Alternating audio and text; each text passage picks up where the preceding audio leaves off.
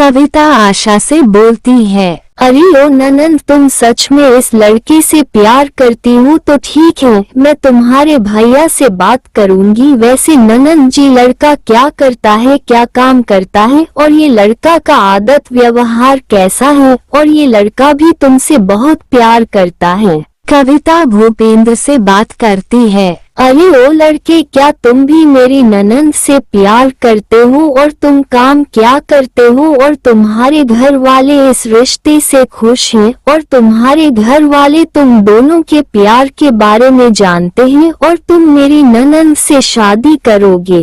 भूपेंद्र कविता से बोलता है, हाँ भाभी, मैं भी आशा से बहुत प्यार करता हूँ और मैं आशा के बिना नहीं रह सकती, और मैं फिर हर काम में कहीं नहीं जाता, पर मैं काम ढूंढ लूंगा। मैं आशा को बहुत खुश रखूंगा, मेरा विश्वास करो, और मैं आपकी ननंद को इतना प्यार करूंगा जितना आप लोगों ने नहीं किया होगा। तब तीनों बात कर लेते हैं। तब भूपेंद्र वहां से जाने लगता है। नूतन काम करके घर की ओर जाने लगता है। नूतन घर में पहुंच जाता है। तब नूतन कविता से बोलता है, कविता, आज मैं बहुत थक गया हूँ, मुझे बहुत तेज भूख लगी है, मैं हाथ पैर धोकर लेता हूँ, और आशा कहीं दिखाई नहीं दे रही है, वह कहाँ गई है, और आज खाने में क्या बनाओगी? ये जी, तुम बहुत थक गए हो ना, तो आप हाथ पैर धोकर आराम कर लो, मैं खाना बना रही हूँ, और ननंद अपने कमरे में है, और मैं खाने में भिंडी बनाऊंगी, तुम्हें बहुत पसंद है ना, और आपने आज बहुत काम किया ना।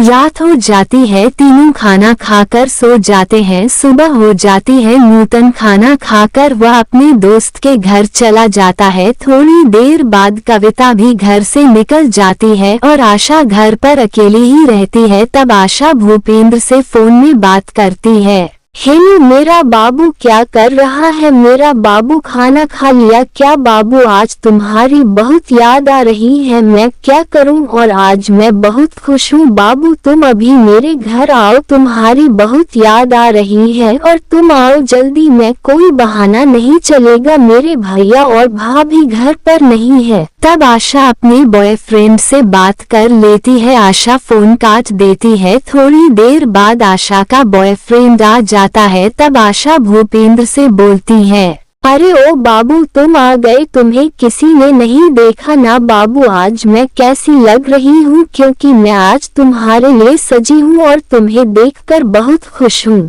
तब थोड़ी देर बाद कविता आ जाती है। तब कविता अपनी ननंद और उसे लड़के के पास जाती है। तब कविता उन दोनों को बोलती है, तुम दोनों ये क्या कर रहे हो? जब तक मैं तुम्हारे भैया को तुम दोनों के बारे में बात करती, तब तक तुम दोनों एक दूसरे से नहीं मिलोगी, समझ रही हो ना मेरी बात? तुम दोनों और तुम लड़के यहाँ से चले जाओ, नूतन कभी भी आ जाएंगे। तब तीनों बात कर रहे होते हैं। तब वहाँ पर नूतन आ जाता है। नूतन उसे लड़के को देखकर गुस्सा हो जाता है। तब नूतन कविता से बोलता है, कविता, ये लड़का कौन है और यह हमारे घर क्या कर रहा है? मुझे जवाब दो कविता, मैं कुछ बोल रहा हूँ। तब आशा नूतन से बोलती है, भैया, ये लड़का को मैं भी नहीं जानती, भैया भाभी और इस लड़के का चक्कर चल रहा है, भैया भाभी इस हद तक गिर जाएगी, मैंने कभी नहीं सोचा था।